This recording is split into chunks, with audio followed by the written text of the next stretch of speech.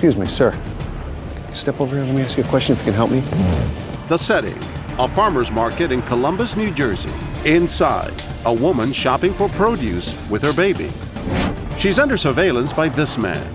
He stays outside, hoping the woman won't spot him. He solicits help from random shoppers. Ma'am, excuse me. I'm a recovery agent. He tells them he's a recovery agent, a fancy term for bounty hunter, and he needs help capturing the woman inside. Let me show you a picture. Hold on.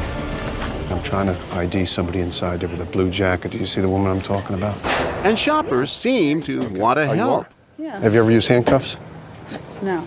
I'd sooner grab her and put her down. The bounty hunter needs positive ID and asks a shopper to take the wallet from the woman inside. If she walks away from that carriage and you see the wallet, just pick it up and walk it out to me, okay? You're a cop, so I'm not going to get in trouble? Let me show. Come over here. Okay. All right. This is what our bounty hunter flashes, a badge we bought online, no questions asked, and it offers no legal authority. The bounty hunter, his name is George, and he agreed to ask people to do things he normally wouldn't. The woman inside, she's Tracy, an actress playing the role of a mother who may have kidnapped her baby from the father. Will the shopper follow the command of an authority figure and actually take Tracy's wallet? She goes inside the fruit stand, and when Tracy turns her back, she swipes her wallet and brings it back to the man with the badge. Now, why in the world would anyone follow the orders of a stranger? I said, I'll take her down. I'll just throw her down. What's the lesson? Did you learn something here? Yeah. The bad lesson is, showed me a badge that anybody can buy. And almost anybody can be duped. The idea for testing the power of an authority figure came from a shocking true story. An assistant manager at a McDonald's received a call from a man claiming to be a police officer. He told the manager to strip search a young employee who he said had stolen a purse. The manager never questioned the man's identity and blindly obeyed. And it didn't stop there. The caller told another person at the restaurant to make the naked employee do jumping jacks. She was spanked and told to perform sexual acts. Turns out the call was a vicious hoax, a horrid example of failing to question authority. Back in New Jersey, would shoppers question our authority figure? Ma'am, excuse me. Can I talk to you for a minute? I'm working a fugitive job right here. He's about to ask this woman to drug and sedate our fugitive. What I'm going to ask you to do, just put this in there, and what I'm going to try to do is switch the soda on her. This will slow her down a little bit. You're going to spur Mickey, aren't you? Well, it's basically slows her down. If she gets up, would you be comfortable just dropping this in there? It's outrageous. Will June perform this illegal act? When our actress turns her back, she sneaks in and drops the pill right into Tracy's soda.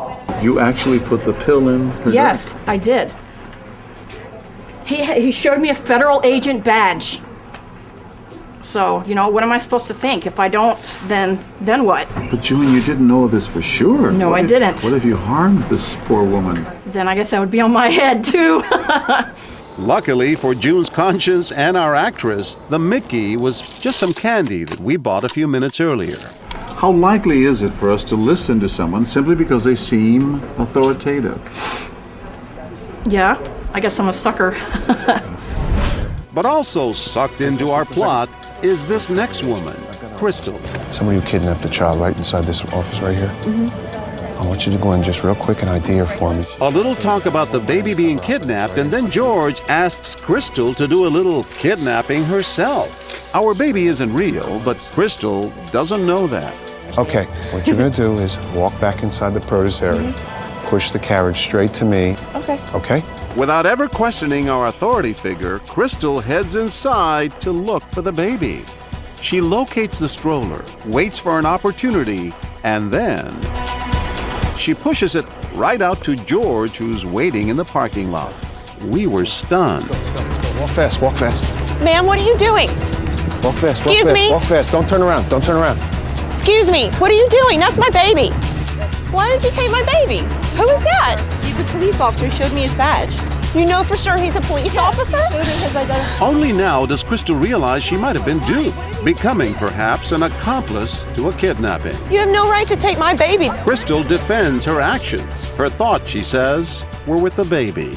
My sister has an infant, and I think it was just something that was really close to my heart, and I was thinking about how bad I would have felt if someone had taken my sister's baby. Experts say empathy often determines whether people will act. And that's definitely true with this man. Chris Blackman is a father of a 6-month-old. We had him out yesterday. cold. Yeah, he's got a little snifflies on. Yeah, that's what he has too. Yeah. And he's drawn to our actress before our bounty hunter even approaches him, because she appears to be a new parent too. What day was he born? 35. I'm losing my brain. Yeah, like the 7th. My name is Chris. But, good, sorry, I come around Tracy. here once in a while. Thanks. Tracy. Tracy. Yeah, Nice to meet you. We didn't think there was any way Chris could be recruited to help our bounty hunter. He and Tracy, after all, were bonding so well. But watch what happens next. Excuse me, sir. Can I talk to you? I'm a recovery agent. I saw you talking to that girl in there with the blue jacket on. Yeah. I know she got real friendly. Right. She's wanted for kidnapping. She didn't know the date of that birth either. She's got a warrant for her arrest. I understand. Chris is torn. Does he believe the friendly mother of a baby, or a man who claims he's a bounty hunter? Do you have a police officer? I don't yet. They're coming. They're on the way. I need That's that first. Okay. Well, Before I I can don't do that- anything, I need a police officer that's going to confirm what you're telling me. Of the 22 shoppers we confronted, Chris is the only one who really questions our authority figure. Well, I don't have a police officer here now. This is making me a little nervous. Okay. I want to help you out. Okay, well, but I don't wanna, I'm not asking you to do I don't anything with wanna the baby. I don't Chris is conflicted and ultimately compromises. He refuses to take the baby, but he agrees to block Tracy while George pushes the stroller away. If she comes, just don't let her come towards me. Put it in the basket. I know, that's okay. If she comes, just don't come towards me. Where is my baby? Excuse me, ma'am. What? Can I ask you a question? Move! Please, can I ask you Move! a No, why?